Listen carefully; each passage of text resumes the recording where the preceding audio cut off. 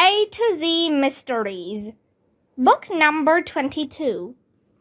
The Vampire's Vacation by Ron Roy. Chapter 1. Careful going over the curb or you'll spill the whole pile, Dink cautioned his friend Josh.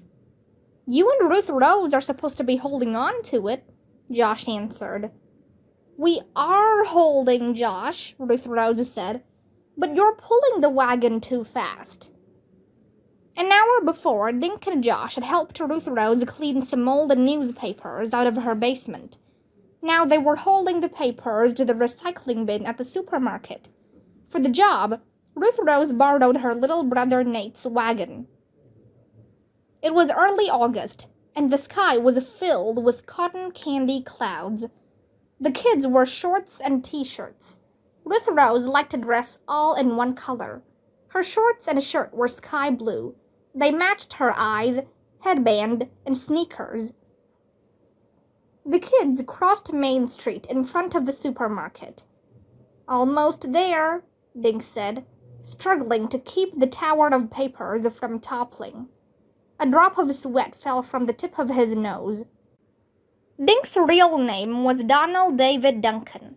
Most people called him Dink, except his mother when she was annoyed with him. The kids tugged the wagon to a row of tall wooden bins at the side of the supermarket. Each bin was labeled according to what was being recycled, and one was for newspapers. Dink pulled open the door, and the kids began tossing bundles of papers inside. Boy, that was hard work, Josh announced when they were finished. He grabbed the wagon handle. Let's go inside and get something to drink. Dink and Ruth Rose followed Josh into the supermarket. The automatic door swooshed open, and they were immediately bathed in cold air. They found a machine in the frozen foods section and each bought a cold soda. Guys, look, Josh whispered. He tipped his soda can toward the meat counter. A few customers waited while a butcher sliced steaks. Why are we looking at steaks? Dink asked. You're always thinking of your next meal, Josh, said Ruth Rose. No, I mean the guy standing there, Josh said. He pointed at a man dressed completely in black. His slicked back hair was also black. His skin was ghostly pale. Dark sunglasses were perched above his long nose. I wonder who he is, Josh said. I've never seen him in Green Lawn before. I haven't either, Dink said. But so what? I don't know everybody in town. Ruth Rose peeked over a display of frozen chickens to get a better look. Something about him looks familiar, she said. Do you know what he looks like to me? Josh asked. A man buying meat? Dink said. Josh shook his head. No, he looks like a vampire. Dink grinned at Josh. Have you ever seen a vampire, Josh? He asked.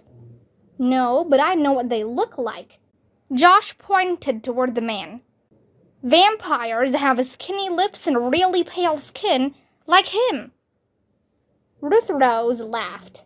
Your skin is pale. Are you a vampire? She asked. I am not pale, Josh said. I have freckles. The man strolled away from the meat counter. Let's follow him, Josh said. Why? Dink asked. Because he's weird, Josh said. Who wears sunglasses inside a store? Lots of people do, Josh, Dink said. Guys, we have to go home for more newspapers, Ruth Rose said. My mom is paying us, remember? We can do that later, Josh said, finishing his drink. Come on, the guy's leaving. Shaking their heads, Dink and Ruth Rose followed Josh, who took off after the man in black. Suddenly, the man stopped in the doorway. He turned and seemed to stare right at the three kids. The store lights reflected off his glasses like tiny lightning bolts. The man smiled and nodded at the kids. Dink, Josh, and Ruth Rose froze. The man in black shoved the door open and walked out. "Oh my gosh," Josh whispered. "He saw us following him." "No, he saw you following him," Ruth Rose said. "I'm going home to help my mom." "The guy is pretty strange," Dink said. "I got goosebumps when he looked at us." "That's because it's air-conditioned in here," Ruth Rose said. "Can we go now?" "I want to see where he's going," Josh said. Crouching, he pulled the wagon through the door. Dink and Ruth Rose were right behind him, laughing. The stranger made his way down Main Street. The kids stayed behind him. Suddenly, he disappeared inside a doorway. "He's gone into Ellie's," Josh said. "Gee, I didn't know vampires ate real food," Dink cracked. "Don't they just drink blood?" Josh ignored Dink. "We're going in too," Josh said. "But let's wait a couple of minutes. We don't want to look like we're following him." "But we are," Ruth Rose pointed out. "Well, we don't have to advertise it," Josh said. "Let's just get ice cream like we usually do." The kids left the wagon outside and pushed through the door to Ellie's diner. Ellie had her back to them. The kids glanced around at all the seats. The man in black was nowhere to be seen. "Where'd he go?" Josh whispered. "Are you sure he came in here?" Dink asked. "Maybe he went into the pet shop next door." "I know he came in here," Josh said. He peeked under a booth. "Let's ask Ellie." "Ask me what?" Ellie asked. She turned around just as she finished, sticking a small round band-aid on the side of her neck. Chapter 2. "Did a guy all dressed in black come in?" Josh asked. Ellie looked confused. "In my diner? When?" "Just a minute ago. He had black hair and pale skin," Dink said. Ellie shook her head. "I don't know," she said. "He might have. I was out back getting supplies." "I saw him walk in here," Josh said, peering over the counter. "Well, he's not here now," Dink said.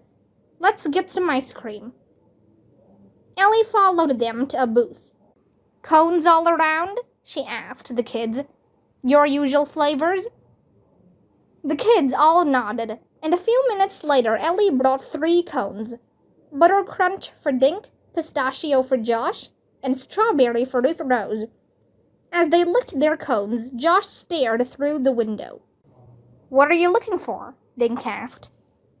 "The vampire guy," Josh said. "He's not a vampire, Josh," Ruth Rose said. "Everyone knows vampires sleep during the day and come out at night. They hate the sun." "Maybe this one's on vacation," Josh said. Dink started to laugh and nearly choked. "Josh, why would a vampire pick green lawn for his vacation?" he asked. But Josh wasn't listening. He had his nose against the window. "There he is again!" Josh shrieked. Dink and Ruth Rose craned their necks to look. Ellie walked over to see what the commotion was about. The man in black was crossing Main Street near the Swan Pond. "Doesn't he look like a vampire to you?" Josh asked Ellie. Ellie didn't answer.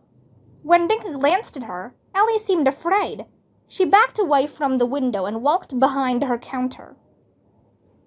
Josh crunched the last of his cone, then pushed his way out of the booth. "He's heading down Main Street. I'm following him," he announced.